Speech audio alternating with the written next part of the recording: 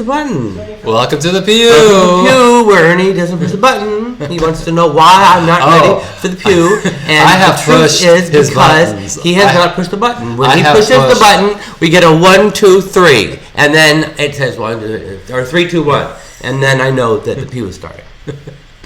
So we were very entertained by Susanne Bartsch's post on Facebook earlier today on the New York Club Dinosaur, where she tells everybody, all the thousands of followers on that site, that she's working on a super secret project. Only the 75,000 people who follow her on, what is it, Twitter, Facebook, can know. Very secret.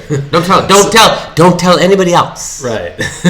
So only you 75,000 people. So what she wants is any of you people who remember her stores from the late 80s. Anybody who says anything, who went to her parties before social media, when not everybody was tweeting and Instagramming photographs. She wants you to get in touch with her and share all your memories, anecdotes, and photographs. Anybody who knows anything about me that isn't plastered everywhere, anywhere else, tell me so that I can plaster it somewhere.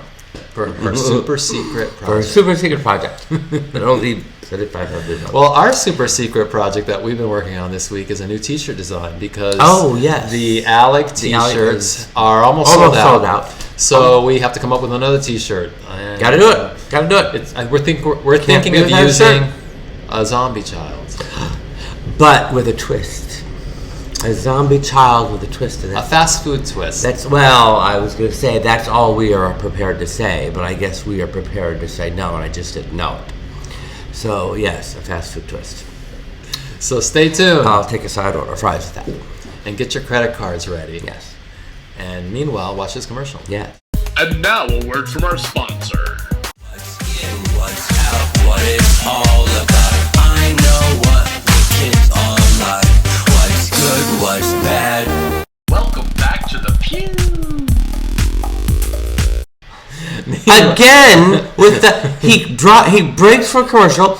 I turn my head for not even 1 second to read an email on a screen that's next to the screen. I can't believe you're reading an email. And I said, I'm waiting for you to press the button and say that the commercial is over, and then we'll come back to the pew. And then I'll stop reading the email. What is the problem with that? Well, are you done reading? Yeah, well, for now. Okay. Well, why don't you read a question instead of an email? Yes.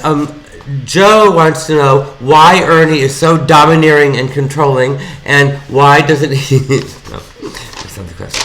Okay, the question is, hey, can you tell us more about Christina Superstar on the pew?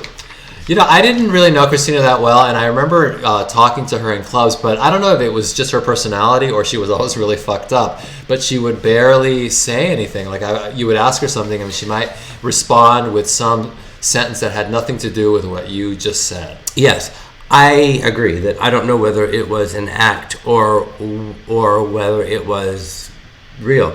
But one thing that makes me think it's real is that one night we were at Larry T's house, and he had this big picture mirror on the wall, and she was acting her normal crazy self, talking about Andy Warhol is living on the ceiling, and Steve Rubel is in my television set, and the spiders crawling from the ceiling, and she went either to the bathroom or the bar or something, and she walked around the corner, and when she thought nobody could see her, but we could see her because of the wall. Mm-hmm.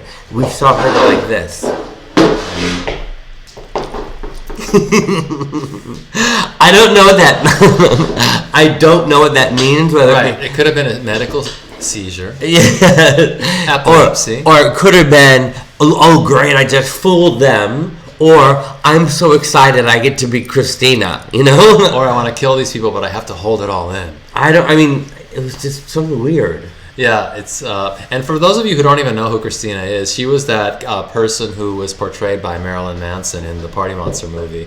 Although Christina never really drove that truck. Right, a man with a cocaine problem did. Okay, this is from It's Brittany Bitch. That's the person's name.